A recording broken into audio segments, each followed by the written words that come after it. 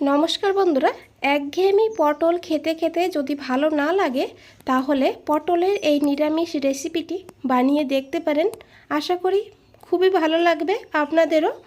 আর খুবই সাধারণ একটা রেসিপি, কিন্তু খেতে অসাধারণ হয়। তো চলুন ঝটপট করে দেখে নেওয়া যাক কী করে বানিয়েছি। তো প্রথমেই এখানে বন্ধুরা আমি 250 গ্রাম পটল নিয়েছি। তো পটলটাকে এইভাবে কেটে নিতে হবে, খোসাটা কিছু রেখে কিছুটা এইভাবে ছুলে নিতে হবে। তো দেখুন বন্ধুরা, খোসাটাকে এইভাবে ছুলে নিয়েছি। আর তারপরে দুই সাইড থেকে অল্প অল্প করে কেটে নিতে হবে। কেটে নেওয়ার পর খুব ভালো করে ধুয়ে নিতে হবে। ধুয়ে নেওয়ার পর এইভাবে মাঝখান থেকে একটু কাট লাগিয়ে দিতে হবে। একদম পুরোপুরি কাটবেন না, মাঝখানে একটু জয়েন্ট থাকবে। আর দুই মাথার থেকে এইভাবে কেটে নিলে তাহলে ভেতরে মশলাটা খুব ভালো করে ঢুকবে। তো তারপরে এখানে দিয়ে দিতে হবে অল্প করে লবণ আর অল্প করে হলুদের গুঁড়ো। হলুদের গুঁড়োটা অল্পই দিতে হবে, না হলে ভাজার সময় তেলটা কালো হয়ে যাবে। তারপরে দিয়েছি অল্প করে লাল লঙ্কার গুঁড়ো। লাল লঙ্কার গুঁড়োটা দিলে তাহলে পটলের ভেতরে খুব ভালো করে ঝালটা ঢুকবে। তো এখন হাত দিয়ে খুব ভালো করে এইভাবে মেখে নিতে হবে। প্রত্যেকটা পটলের গায়ে লবণ, হলুদ আর লঙ্কার গুঁড়োটা লাগিয়ে দিতে হবে। তো এইভাবে দেখুন একটা একটা করে ধরে এইভাবে মেখে নিতে হবে। আর তারপরে এই পটলগুলোকে ভেজে নিতে হবে। তার জন্য এখানে একটা কড়াইতে দিয়েছি 3 চামচ সাদা তেল।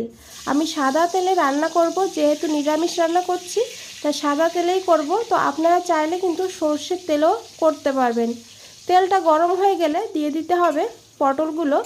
আর মিডিয়াম ফ্লেমে এইভাবে নাড়তে নাড়তে পটলটাকে ভাজতে হবে। হালকা গোল্ডেন ব্রাউন করে পটলটাকে ভেজে নিতে হবে।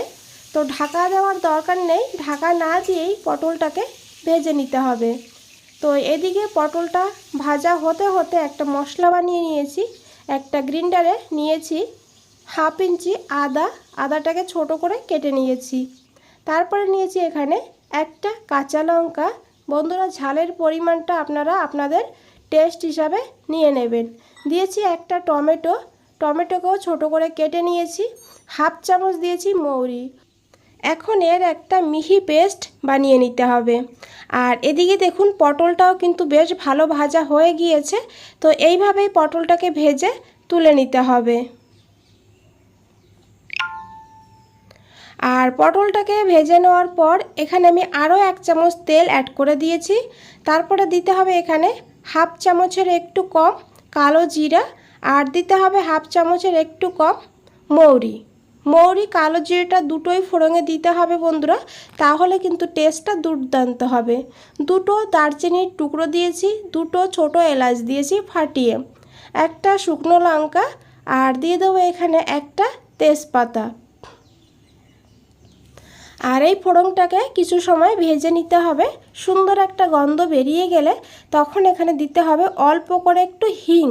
বন্ধুরা, যে কোনো রান্নাতে একটু হিং দিয়ে দেখবেন দুর্দান্ত লাগে খেতে। তারপরে দিয়ে দিয়েছি বেটে রাখা মশলাটা, আদা, টমেটো, কাঁচা লঙ্কা আর মৌরি দিয়ে খুব ভালো করে মশলাটাকে এইভাবে তেলের সঙ্গে মিশিয়ে নিতে হবে। মশলাটাকে এখানে খুব বেশি না ভাজলেও হবে, সামান্য একটু এইভাবে নাড়াচাড়া করে নিয়ে তারপরে এখানে দিয়ে দিতে হবে জল। জারটা ধুয়ে আমি জলটা দিয়ে দিয়েছি। তারপরে দিয়ে দেবো এখানে অল্প করে জিরের গুঁড়ো।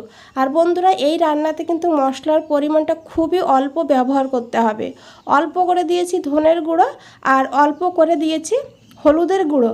1/2 চামচেরও কম করে দিতে হবে মশলাগুলো।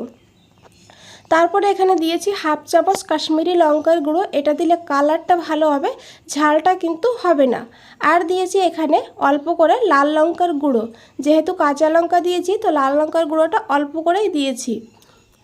আর এখন এই মশলাটাকে খুব ভালো করে মিশিয়ে নিতে হবে।